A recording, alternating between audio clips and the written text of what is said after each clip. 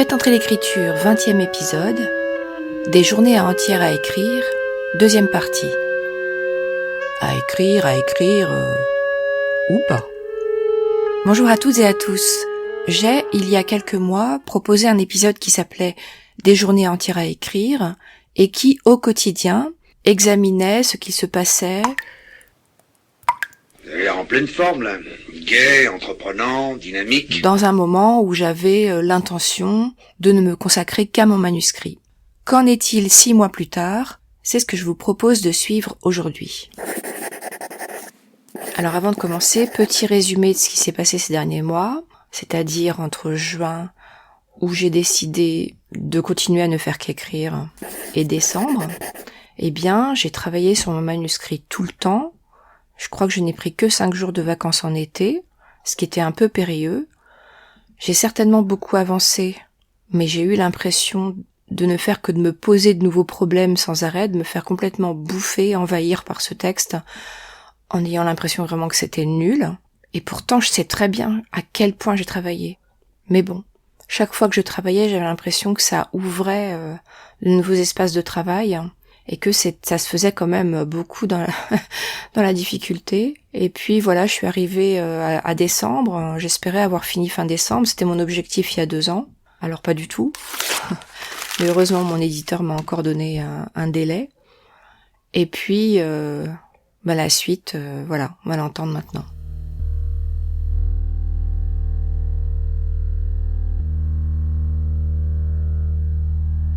Nous sommes le 31 décembre 2024. C'est donc le tout dernier jour de l'année. Je suis toute seule. Je vais passer le premier de l'an toute seule pour la première fois de ma vie, je pense. Et pour une raison toute simple, qui est que je suis malade. Et je me suis dit que j'allais ouvrir mon micro quelques minutes et commencer cet épisode, tout simplement parce que je me rends compte de quelque chose et qu'au lieu de le taire, je pense que je vais essayer d'explorer un peu. Voilà, je suis partie en vacances quelques jours à Bristol, en Angleterre.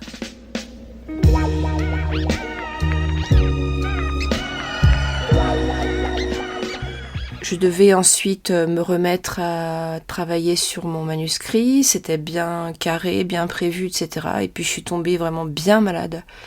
Je suis toujours pas guérie. Et en fait, je me rends compte que cette tuile, qui ne vient pas de nulle part, juste avant de partir la veille, j'ai failli perdre toutes les modifications du manuscrit que j'avais faites depuis plusieurs mois, donc sans doute ça a joué. Mais voilà que je suis totalement démotivée. Mais démotivée par absolument tout, quoi.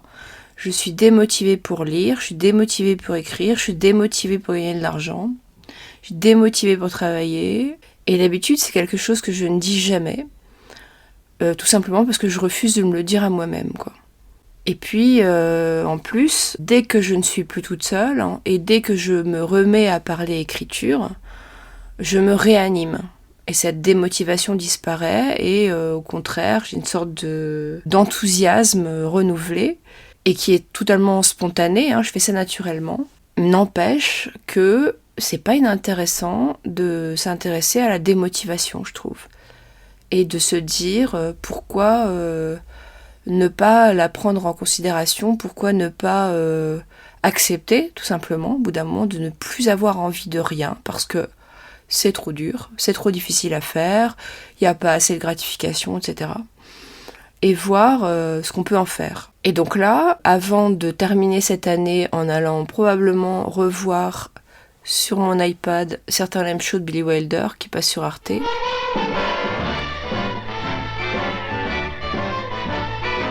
je me dis, tiens, pourquoi j'allumerais pas le micro simplement pour raconter ça, que je suis totalement sans désir, quoi, sans plus aucun désir.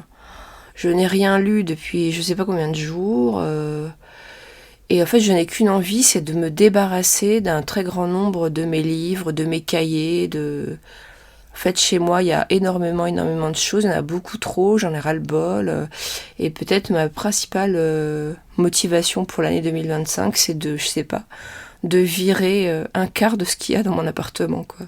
Et de ne plus acheter de livres, et de lire ce que j'ai et que je n'ai pas encore lu, ou de relire ce que j'ai aimé, de ne plus chercher forcément à tout connaître, tout savoir, avoir tout lu, etc. Ce qui me vient, si vous avez écouté l'épisode d'avant, de ma petite enfance, hein, ça vient de Je sais tout, d'Alain Gray, ce désir-là d'exhaustivité. Mais je me dis, ben, pour 2025, je lâche, quoi. Et puis, je réfléchis à cette question-là, quoi. Qu'est-ce qu'on fait quand on n'a plus envie ? Mercredi 1er janvier 2025. Alors, comme tous les ans, j'ai entamé un nouveau carnet rouge dans lequel j'ai à peu près raconté ce que j'ai dit hier, c'est-à-dire cette inappétence de tout. Mais je me dis que de l'avoir quand même écrit, de ne pas avoir été jusqu'à lâcher ce rituel du carnet rouge qui reprend le 1er janvier, bon, c'est déjà quelque chose.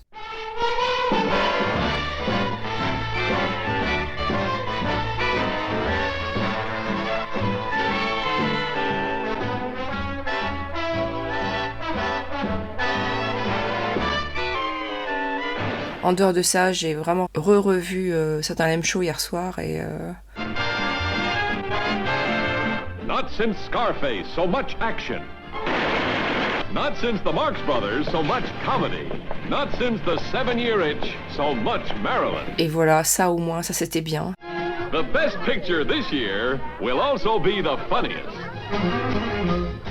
Ça, ce film-là, on peut le revoir autant qu'on veut, ça change rien tellement c'est bien. Donc c'est rare. Et c'est justement là, sur ce genre de choses qu'il faudrait que je réussisse à me pencher à propos des livres et non pas des films. Retrouver ces livres qui peuvent pas vous décevoir, quoi. Voilà. Avec lesquels on est en intimité. Alors ce matin, j'ai commencé à vouloir lire le prochain ouvrage de Guy Bennett en exergue parce que il me l'a fait envoyer, je l'ai reçu par la poste. Mais alors c'était beaucoup trop difficile, je n'ai toujours pas de cerveau, donc j'ai abandonné. Mais je me suis autorisée à simplement feuilleter le livre puisque en exergue c'est une réflexion autour de la notion de citation, donc il y a beaucoup de citations et après tout, si on n'arrive pas à lire, on peut peut-être simplement lire les citations ou une citation. Accepter de ne pas commencer par la première page et d'avancer, mais de papillonner, de sautiller pour retrouver du goût, retrouver de l'envie. Ouvrir un livre de poésie, c'est vouloir s'éclairer avec une bougie en pleine déflagration de bombes à hydrogène. Philippe Jacotet. Je suis pleinement conscient de participer à une activité qui devrait faire bouger les choses plus qu'elle ne fait. Hainaut encore. 2 commentaires sur l'humilité de l'art. Jacotet l'exprime par une image délirante qui doit son humour autant aux métaphores qu'il emploie, poésie égale bougie, déflagration de bombe à oxygène égale tout le reste, qu'à leur juxtaposition éblouissante, alors qu'Hainaut la reconnaît simplement avec un sourire plein d'autodérision. Mais, leur ironie mise à part, on peut très bien prendre ces observations pour des éloges indirects d'un aspect important, mais souvent méconnu de l'art, sa modestie relative. Dans un monde de plus en plus marqué par des événements qui se déroulent à l'échelle de la planète, catastrophes écologiques, conflits militaires qui se généralisent, crise des réfugiés, guerre commerciale, pandémie virale, etc., l'art reste une force discrète et comparativement limitée. En dépit des efforts continuels pour le dramatiser, le monétiser et le rendre plus favorable à la famille, il résiste, et sa véritable puissance, la capacité de transformer les esprits et les vies, continue à fonctionner sous le seuil de la visibilité sociétale. Que cette transformation se produise principalement sur le plan de l'individu, c'est-à-dire un esprit à la fois, laisse entendre une granularité qui témoigne de la puissance du petit, quelque chose qu'a bien senti Agnès Varda, reconnaissant cette qualité en elle-même. « Je suis petite », a-t-elle dit dans un entretien vers la fin de sa vie, « j'ai toujours été petite, mais seulement sur le plan physique. » Lundi 6 janvier. Alors, je suis maintenant en convalescence. C'est le mot qui m'est venu il y a 2 jours et qui m'a fait du bien. Et qu'un mot me fasse du bien à moi qui n'ai plus de désir d'écriture, ni de lecture, etc. Depuis que je suis malade, ce n'est pas rien en fait. Ce mot convalescence, qui est un peu old school, un peu ancien, m'aide à me dire que je vais bientôt être sortie de l'immense fatigue qui résulte de la surinfection que j'ai eue, là, pulmonaire, et en même temps m'accorde le droit de faire des pauses ou d'y aller doucement. Aujourd'hui, qui est le jour de la rentrée scolaire, j'aimerais me mettre dans le même mouvement que les milliers et les milliers d'élèves, d'étudiants, de profs qui retournent travailler après les vacances. C'est purement mental, hein, parce que je suis là, chez moi, toute seule, devant mon micro. Mais bref, j'aimerais rouvrir Bruit et reprendre ma lecture là où j'en suis. Et évidemment, je suis un peu terrorisée aussi. Parce que l'ampleur de la tâche me fait peur, et puis que le fait d'avoir perdu là facilement 15 jours, 3 semaines, si je commence à y repenser, je vais être désespérée, quoi. Et puis j'ai lu le premier livre, le premier roman de Catherine Guérard, qui en a écrit que 2, dont j'avais lu Renata n'importe quoi avant, que j'avais adoré. Et là j'ai lu le premier, C'est Prince, hein, qui est un livre très court, très facile à lire, et qui est très moderne, je trouve, quoi. Et il y a une sorte de modernité chez Catherine Guérard ou chez Hélène Bessette, une liberté, quoi. Des femmes des années 60, qui sont pourtant des carcans normalement, qui me dynamisent. On est mercredi 8 janvier. Hier, dans l'après-midi, je suis allée voir ma généraliste, hein, que je n'avais pas vue. Et ma généraliste m'a dit qu'en fait j'avais la grippe, et que la grippe c'était 1 mois, que donc j'avais encore pour 2 semaines à être dans les choux, que c'était normal d'être dans les choux. Elle m'a fait un arrêt maladie. C'est la première fois qu'on me fait un arrêt maladie depuis je sais pas combien d'années. Je sais même pas si c'est la première fois. Je suis pas sûre que ça va marcher, puisque le statut d'artiste-auteur, la sécurité sociale a du mal à le reconnaître. Mais enfin, bon, tout d'un coup, je me suis retrouvée face à elle, qui me disait, oui, vous êtes malade, et non, vous ne pouvez pas écrire, c'est normal de ne pas avoir d'énergie, quoi, c'est physique, il faut vous reposer.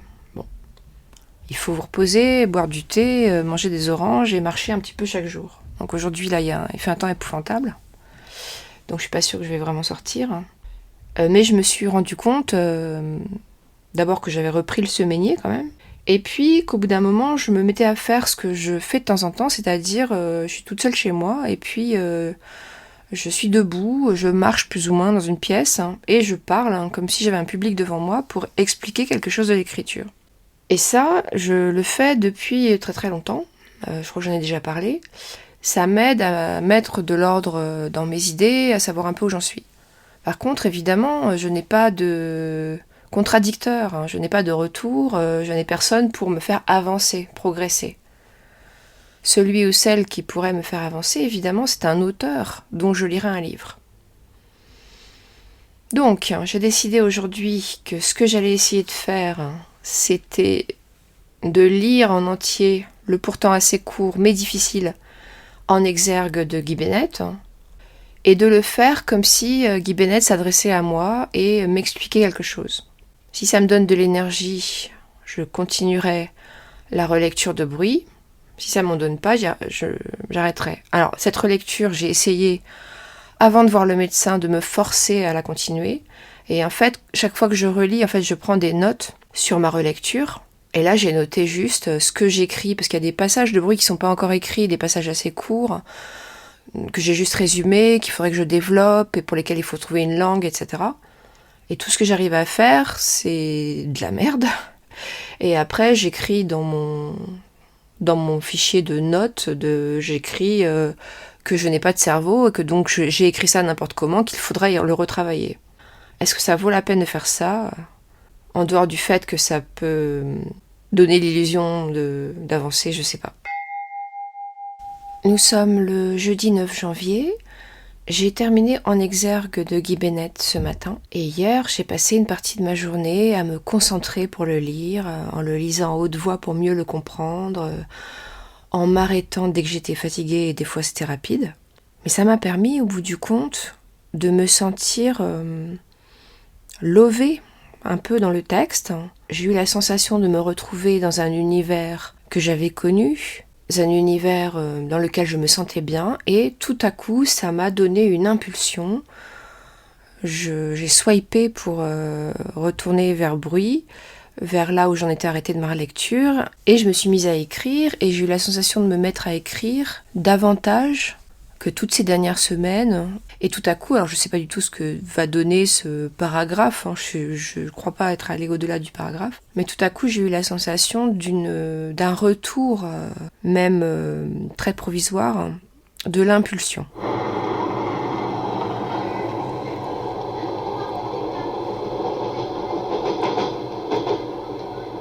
On est le 15 janvier, je suis toujours en convalescence, toujours dans une sorte de vie ouatée, un peu bizarre, hein, qui fait que dès que je sors, tous les bruits m'arrivent hyper fort, tout me semble extrêmement vivant, vibrant, etc. Je suis ressortie pour la 2e fois hier, donc de suite, hein, j'ai pris le métro pour la 2e journée consécutive. Et puis, je vais raconter ça avant de faire un petit point sur lecture et écriture. J'ai honoré un rendez-vous chez l'ophtalmologue. Bon, il fallait aller vérifier cette vue qui baisse tout à fait normalement. Mais bref, je suis tombée sur une femme ophtalmo que je ne connaissais pas et qui s'est révélée quelqu'un que j'ai trouvé très étonnant. Vraiment un personnage, une grande gueule, quelqu'un qui a beaucoup parlé, qui s'est énervé parce que un patient s'impatientait, et je trouve qu'il s'impatientait de façon très raisonnable, mais elle m'a pris à partie et du coup m'a raconté plein de choses de sa vie en très peu de temps.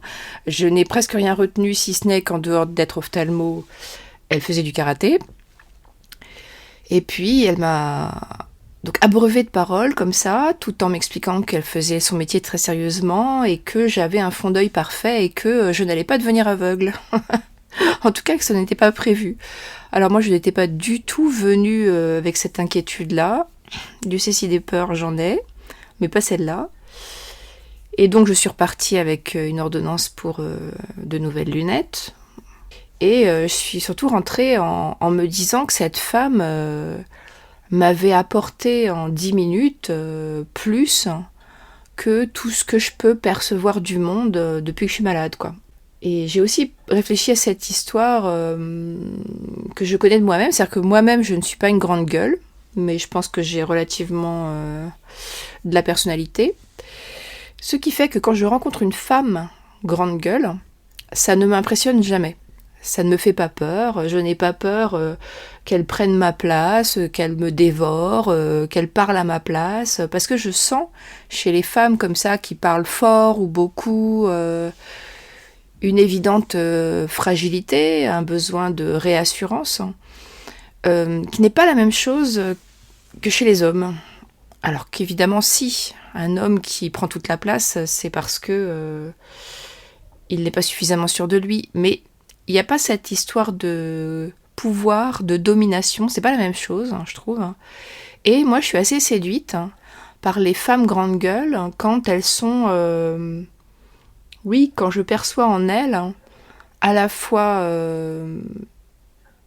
un questionnement, un besoin de réassurance.